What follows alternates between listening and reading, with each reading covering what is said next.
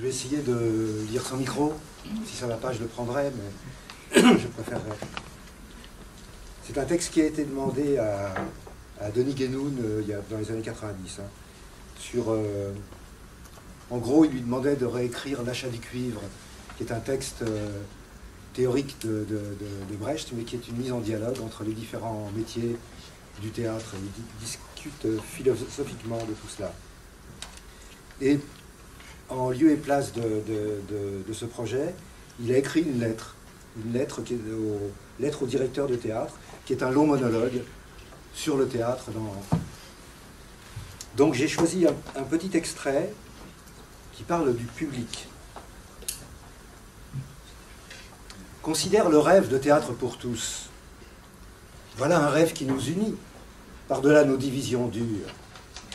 La volonté, le désir, la conviction brute de faire du théâtre pour tous, de proférer la grande annonce, adressée à, destinée à, audible par tous. Croyance mythique et néfaste. En vérité, le théâtre n'est pas pour tous, mais pour peu. Tu le sais, toi, qui dans cette ville veux ton théâtre grand ouvert. La plupart de ceux qui habitent là, tout près, passent devant lui comme devant le temple de la religion des autres, devant l'église d'un culte où ils ne sont pas nés, dans lequel ils n'ont pas grandi. Regarde-les, ils passent, ils voient. Peut-être si on les questionne, diront-ils leur accord pour un théâtre dans leur ville, et qu'ils s'opposent à sa fermeture, et qu'ils aiment son existence et son activité. Mais demande s'il arrive qu'ils y entrent.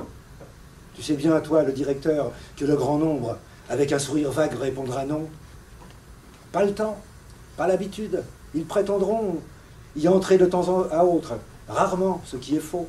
Peut-être ont-ils franchi le seuil une fois. C'était pour un concert, ou l'assemblée de leur amicale, à laquelle à un moment le théâtre avait été ouvert. Ou encore pour la petite qui danse à la fête de l'école. Si tu as eu la gentillesse, ou l'intelligence, ou l'obligation d'accueillir la fête de l'école dans ton théâtre. Sinon, jamais. Le soir, qui les retient ailleurs, ou très fatigués, ou très captifs d'un rite de famille, d'une lutte à l'écran, ou du bricolage d'une armoire, passe, mais le soir où ils brûleront d'ennui, suffoqueront de rage et d'ennui dans la clôture de leur existence morne, décomposée, défunte, même ce soir, théâtre ouvert, devant leur porte, tu le sais, ils ne viendront pas. Parce que c'est cher? Oui, c'est cher. Ceux qui prétendent que le théâtre n'est pas cher puent la morgue des riches. Mais d'autres choses sont chères. Parfois on y sacrifie pour le plaisir, de l'excès, de l'exception arrachée à la misère des jours. Pour le théâtre, jamais l'entorse, jamais ne brûlera un billet. Pourquoi? Les habits, on s'habille peu. C'est difficile, pas sûr. Ça ne plairait pas. Faudrait voir. Ça pourrait bien plaire. On connaît de beaux jours de théâtre, dignes, sobres, chaleureux. Non, une raison, seule, tient toutes les autres. Qu'il sait bien, lui, qui habite en face et qui n'entre jamais. Le théâtre n'est pas à son intention. Le théâtre ne lui est pas voué. S'il entre, outre la gêne, sans excuse, de qui entre chez les autres par erreur, de qui arrive dans une assemblée gouvernée par des rites, des usages, des façons d'être qui ne sont pas siennes et qu'il ignore, le saisira cette impression mauvaise, de qui s'assoit à la table où il n'est pas attendu, de qui ouvre une lettre pas à lui destinée. Il croira tous ces gestes faux, mal bâtis, n'avoir aucune manière exacte, que tous le regardent et révèlent qu'il ne sait pas où l'on prend les billets, comme on les demande, s'il faut donner à l'ouvreuse, s'il y a une ouvreuse, si les places sont meilleures, où marcher, que dire, comme il faut respirer. Simple, il se verra sale, habillé, ridicule.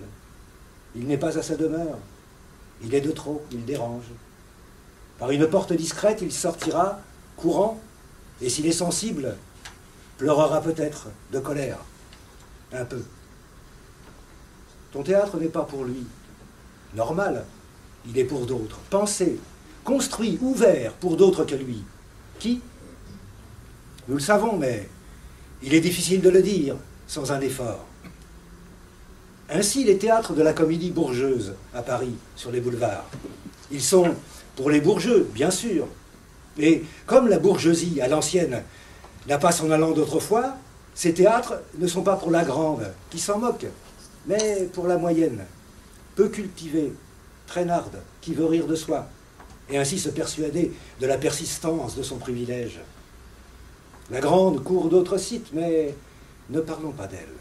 Parlons de nos théâtres, si beaux, nécessaires, tant aimés, théâtres d'art, qui obstinément veulent le théâtre comme un art, à Paris, dans à peu près toutes les villes, grandes, moyennes désormais, et même dans les petites, si elles ont élu un maire, ami des arts. Pour qui donc le théâtre d'art? Pour les instructeurs d'abord, pour les instructeurs et leurs élèves. Observe la salle. Imagine un petit point rouge au-dessus de la tête de chaque instructeur ou élève. La salle va rougir. Autour d'eux, le théâtre est pour cette frange de la petite ou moyenne bourgeoisie, qui veut de la culture, qui espère en la culture, qui inquiète la marche du monde et qui voudrait le voir changer. Mais il change, non? Cette petite-là voudrait ne pas le voir changer ainsi, plus noblement, plus dignement. Cette petite ou moyenne attend beaucoup de la valeur de l'art. Pense que l'art est le peu qui nous reste de valeur pour la conscience et le senti. Elle s'obstine au théâtre malgré la barbe. C'est son office, son culte. Là, on s'assemble pour invoquer le sens et le beau. Le théâtre n'est pas son plaisir, non, mais pour parler cru, elle y croit. Autour d'elle, le théâtre est aussi pour quelques militants qui restent, dans quelques groupes, de moins en moins. Ils trouvent décidément que ça parle trop loin ou à côté. Et puis, soyons sincères, le théâtre est pour les maires, les conseillers municipaux, conseillers régionaux, conseillers généraux, les membres des cabinets, présidents, vice-présidents, les attachés, les chargés, les missionnés, les membres du secrétariat, les directeurs, sous-directeurs et adjoints, les responsables du secteur culturel, municipal, départemental, régional, les administrations déconcentrées. Bref, le théâtre est pour l'État. Ma foi, l'État est le payeur. Le théâtre est pour ceux qui le paient. Non que ces spectateurs dépensent généreusement, au contraire, ils ne paient rien, entrent par des billets offerts. Mais ils lisent les dossiers, les classent, les notent, poussent les suffrages, les guident, les votent ou appliquent les décisions votées. Soyons plus francs encore. Comme la décision des votants est prescrite par l'importance de ce qu'écrira la presse, par l'importance de la presse où cela sera écrit, et par l'importance de ceux qui l'écriront, le théâtre est pour la presse, pour les journalistes quand ils viennent, et même quand ils ne viennent pas, destinataires secrets, obsédants et ubiquitaires de toute pensée des artistes, metteurs en scène surtout, meneurs fantômes de toutes les répétitions, sélectionneurs fictifs de toutes les troupes, de toutes les œuvres, décisionnaires par contumace de tous les choix.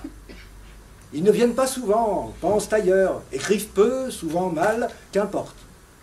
Toutes les pensées du théâtre vont à ses amants, à ses maîtresses oniriques, comme songes de chevaliers à leurs dames avant le tournoi.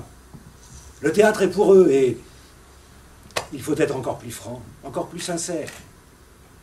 Les journalistes, s'ils pèsent, écoutent peu. Les maires et leurs adjoints sont gourds. Alors, à qui s'adresser? Qui comprennent? Quand tu sors de scène essoré, vide, purgé de toi, inhumain?